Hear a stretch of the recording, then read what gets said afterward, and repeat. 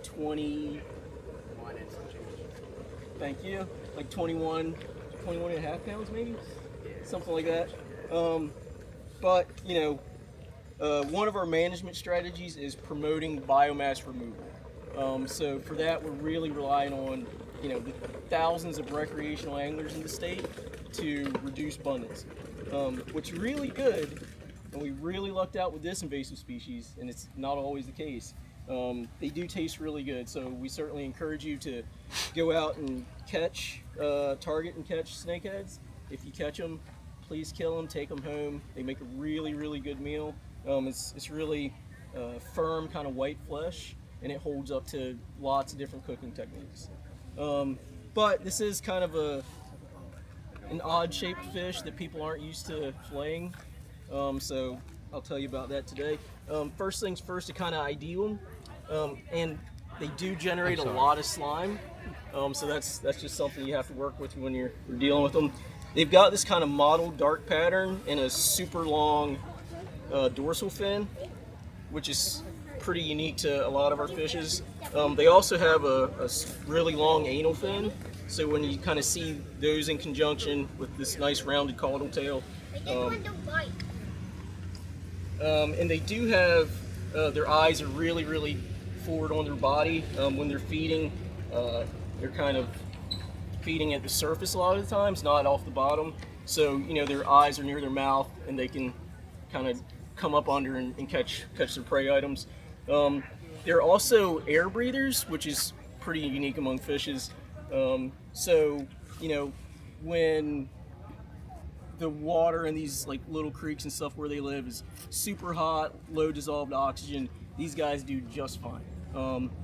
They do spawn once, maybe twice a year, and what's somewhat unique is that the adults, they make a nest, and both adults will protect their fry for the first month or so. So, if you're a fry, so just a little teeny baby fish, you've got a couple, 5, 10, 15 pounds adults protecting you, you do pretty well. And they do have pretty rapid growth. But if you're out and you catch one of these guys, how the heck do you clean it, right? So I like, this is a new fillet knife, so we'll see how I like it. But I tend to like a fillet knife that has a lot of flex. But for these guys, lay them on the table. Does anybody have any questions about snakehead biology? Me and my dad are going to do the bow fishing? Yeah, bow fishing is really fun, and it is one of the methods that recreational anglers are using. It's really popular. We actually have Captain Bill Bates over there from Southern Maryland Bow Fishing doing some demos today. If you get an opportunity, please go out and check it out. Bow fishermen are really, really effective at helping us to reduce biomass and reduce abundance of these fish. But anyway, so I like to start, like lift the pec fin up and make a cut kind of angled from behind the head towards the belly, straight down when I'm filleting. And I go, let's see, sometimes it's easier if I work, from the corner so you guys can see a little better. So I make this cut straight down all the way to the backbone, and then I'll turn my knife sideways. I'm only using, the tip of the knife, maybe 1 or 2 inches. I'm just kind of cutting this way, right along the backbone, being careful not to go underneath it. This is nice, wow. And if you see, I'm just kind of, as I'm cutting along, I'm using my thumb to kind of open the cut and give myself a little more space.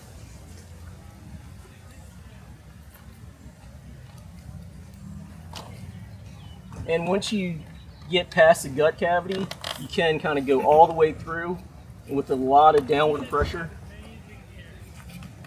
go towards the back of the fish. What would you say that snakehead weighs? This one's maybe 4 pounds or so. It's not a really big one. So once I've made that cut, I call it kind of unzipping the fish, where I use my thumb and kind of open it up and just glide along the rib cage. They do have a really long rib cage that extends from here all the way pretty much to the back of the body, and that can be a little difficult to work around. But as I'm doing this, I'm just kind of letting my knife do all the work and gliding along, and you end up with most of the fillet. I'll take my knife and cut through the bottom here, and I like to keep the tail of the fish attached, and you know, they've got these pretty strong scales, pretty thick skin, so a lot of times, you know, you want a nice, you know, just a fillet, no skin on it. So what I'll do is leave this part attached and work on the end of the table. So I'll cut down through the flesh, not through the skin, and working with my knife kind of hanging off the edge of the table, turn sideways. And I'm using, I like a knife with a lot of flex, so I'm using the flex of the knife kind of in the belly part of the knife, applying a lot of downward pressure. And as I'm kind of gliding and cutting with my right hand, I'm also pulling the whole fish with my left hand to offer some resistance.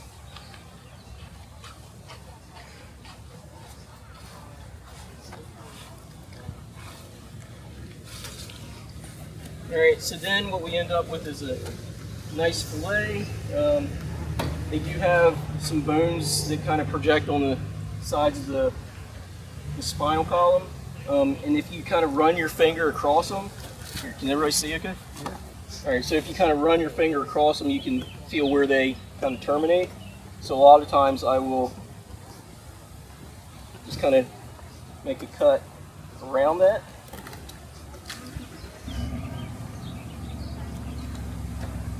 And then there's also some bones here. If you wanted to take those out, you could. A lot of the time what I'll do is just kind of take that chunk off. So what we're left with is a boneless fillet. Looks like I missed one here. So if you do miss one of those ribs further back in the body, you can work in the direction of the ribs, and just with the tip of your knife with a lot of just easy pressure, cut those out. So what you're left with is a pretty nice fillet. You know, you can cut off any little bits and pieces you have, and that's a nice boneless fillet. A lot of times, because the fish is so thick and it's really mild, so when I'm preparing it, if I'm like frying it or something like that, I'll actually cut it into strips. Just like that. And if you're making like fish tacos and you're frying them, you know, if you start cutting these little strips when you fry it, they kind of curl really nicely, and you get a lot of surface area for seasoning and stuff. But you know, we've got the meat off of one side, so we just flip it over and do the other side. This fish was a female, so these are mature eggs here. If we want to, we can have a closer look. Yeah, so, you know, and, you know, they do produce a lot of eggs. They spawn, you know, like I said, 1 or 2 times a year. These are pretty fecund fish, which has allowed them to really increase in abundance and really proliferate in our waters. But we've got the meat off of the one side, so now we flip it over, and so we're basically doing the reverse of what we did before, the mirror. So cut down to the backbone. Again, I'm using really just the tip of the knife to glide along the backbone. And as I'm going through, I'm kind of using my thumb behind the knife to open it up so I can see kind of what I'm doing. When you're doing this, you know, you don't want to get your hands in front of the blade of the knife. You know, that's kind of a recipe for a trip to the emergency room or something. But, and do you hear, like, as the knife tips kind of gliding along the backbone? So that's really kind of the sound you want. It means you're getting close to the backbone, not wasting a lot of meat. And again, we're just kind of, I just call it kind of unzipping the fish, where I'm just taking kind of short passes to make those cuts. Branson horse a fecund fish? Yeah. Define that for us? It's basically how many eggs they produce or how many. Prolific breeders. Right. Yeah. And again, like these guys, they start spawning at kind of small sizes, like 2 or 3. They'll start spawning. And again, like they're so adaptable. They live in so many different environments. A lot of our tidal waters and a lot of our ponds really are kind of really good snakehead habitat, which has helped them to really take off in this region. They're also occurring outside of the Chesapeake Bay watershed, so they're in New Jersey. There are reports of them in New York. I believe Arkansas has some populations. Missouri has populations. So among the, I think, 32 or 33 species of snakehead worldwide, it's kind of a lot of fishes in that genus. The ones that can survive our climate are the ones that we have, and honestly, anywhere in the continental United States is kind of potential area for them to be established. But yeah, so on this side we do the same thing where we cut down through the meat, not the skin. If you did cut through the skin, what you can do is again, cut through the meat, not the skin, and you can use this as kind of like a handle. So if you can get like the tips of your fingers down there, that's enough to give you some resistance. I'll try to do this without giving myself a paper cut. And again, just using the sharpness of the knife to glide along the skin. And as I'm pushing with the knife, I'm kind of pulling with my right hand, or left hand rather.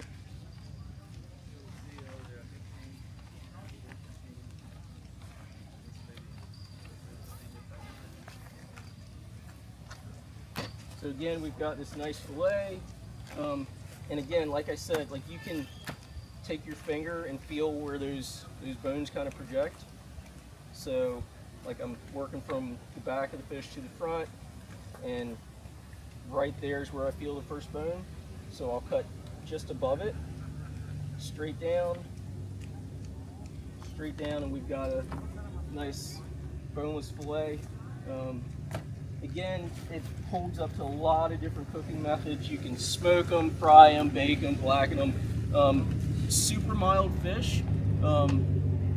It's like a blank canvas, a blank slate for a chef. So if you want it to taste like Old Bay, you can load up with Old Bay and fry it. Really good.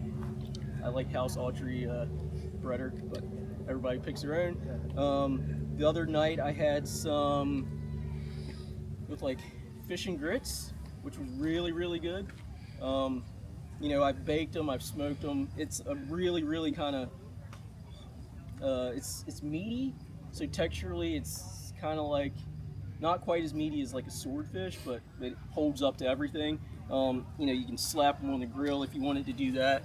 You could leave the skin on, cook it to kind of give it a little bit more protection. But again, it's a really versatile meat. They're certainly abundant. Like I said, they're in every tidal waterway of the state. Mostly like tidal fresh areas. They can handle some brackish waters, but anywhere from like 0 to like 5 or 6 parts per thousand salinity is kind of where you're looking. As a frame of reference, seawater is about 33 or 35 parts per thousand. But anywhere in these tidal waters, kind of ideal habitat is basically if you look out here and you see the marsh edges, all these phragmites and stuff like that, that's where they're hanging out. You see them in the mud flats. They do like structure, so if you're fishing and you see a downed log or like really tight cover, cast there, they'll hit anything that the bass will hit. We do kind of find them usually a little bit shallower than you would expect to find a bass. We do electrofishing surveys where we shock the waters, sun the fish, and they come up. Snakehead, they don't shock really well. They're tough fish.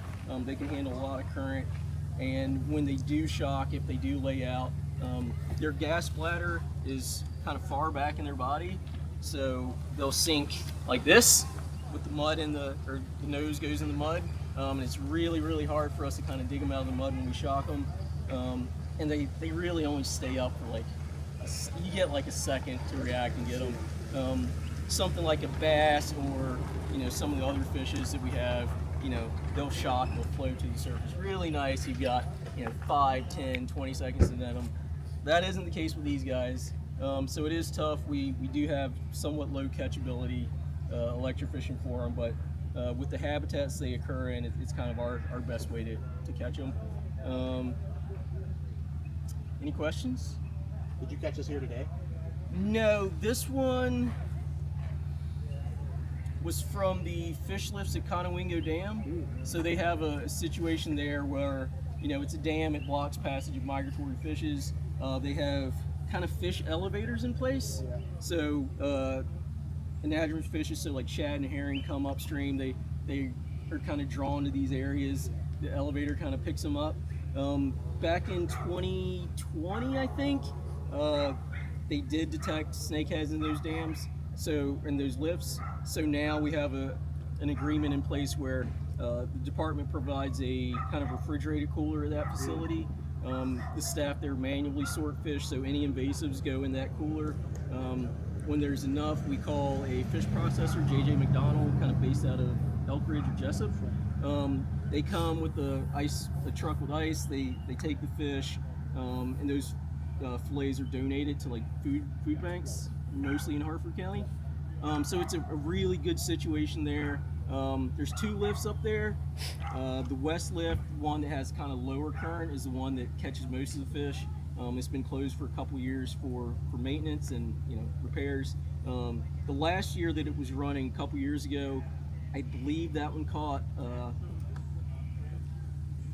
2,000 snakeheads in like a really like a 6-week span. So it's a really good way for us to remove a lot of biomass. And again, bow fishermen and recreational anglers are doing a lot of that work for us, just because there's thousands of guys out there. You guys are on the water more than me and my crew. But it's a really good situation. So the snakehead that we collected, we're using for the demos, all came from there, which was really nice because it's saving me boat fuel and time. But we do have a tagging project in place with U.S. Fish and Wildlife. We just finished up. So towards the end of last year into a few days ago, we were out tagging a lot of snakeheads. So we tagged about 450 fish in the upper bay. So Gunpowder River up to the lower Susquehanna down to the Sassafras. If you're out fishing and you catch a tagged fish, please report it. It's got a phone number to call and a tag number. Harvest that fish, take a picture of it dead, report it to us. If it's a blue tag, it's worth $200. If it's a yellow tag, it's worth $10. But those are necessary data for us to kind of estimate fish mortality and kind of see if harvest is kind of the targets we need to at least stop population growth. In the upper bay for the past couple years, we're really close. It seems like 25% is the target. Rec anglers are anywhere from like 20 to 22%, which is really, really good. But if we can promote the fish, promote harvest as much as we can to try to get those numbers above 25% to kind of slow population growth, that's really what we want. Any other questions? Nope. Any reason we wouldn't want to throw the head in a pot of soup? You can do it. I've never done it. I know some cultures do it, and at some of these fishing demos, like people taking the carcass, taking the head. I know I've heard of people taking like some of the cheek meat, so you end up with like a little medallion. I haven't done it before, so I bet I'll mess it up, but we can try it. Oh yeah, I'm making a mess of this.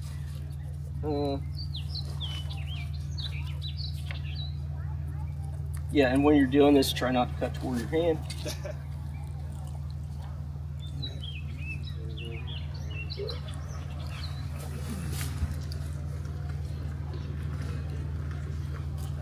Yeah, so didn't do a great job of that. There's a little medallion. Certainly on those bigger fish, there's more meat there. I'm sure if you practice it a ton, like what you should go out and catch a ton of snakehead. Get really good at getting those little cheek meat out. Take a video or send me a bit. Let me know how you do it. But yeah, these fish get like 15, 20 pounds. On a fish that size, you're probably left with a pretty decent sized piece of meat. What's that spelling? We can find out.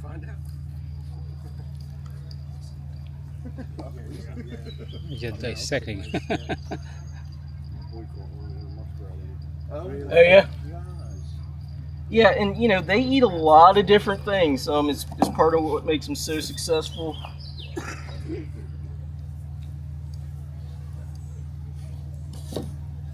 Empty belly on this one.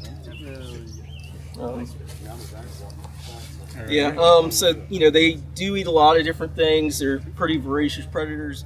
You know you have to eat a lot to get to be 10, 15, 20 pounds. In a lot of places, these are pretty much the largest kind of predatory fish in you know these habitats where they live. Yeah. All right. Thank you. Cooking this up today? We're actually not allowed to cook the fillets that I produce of these things. It's against, I guess, Department of Health guidelines, which is unfortunate. Years ago we did, but somebody let us know we couldn't. So there's that.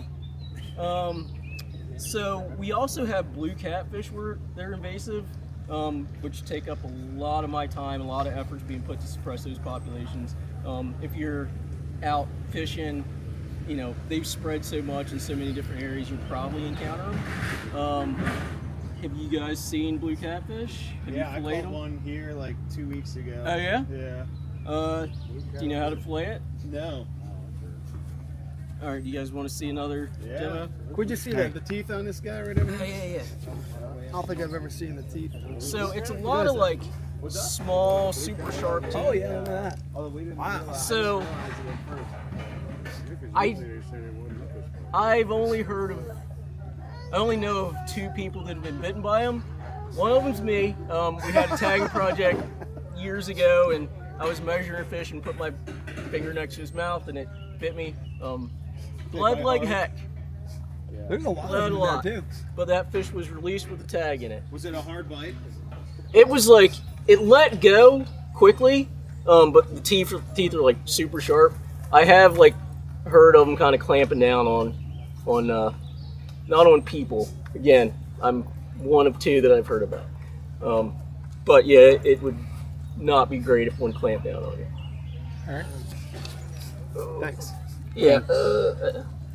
It's clamping down now. Yeah. So yeah, you guys want to see blue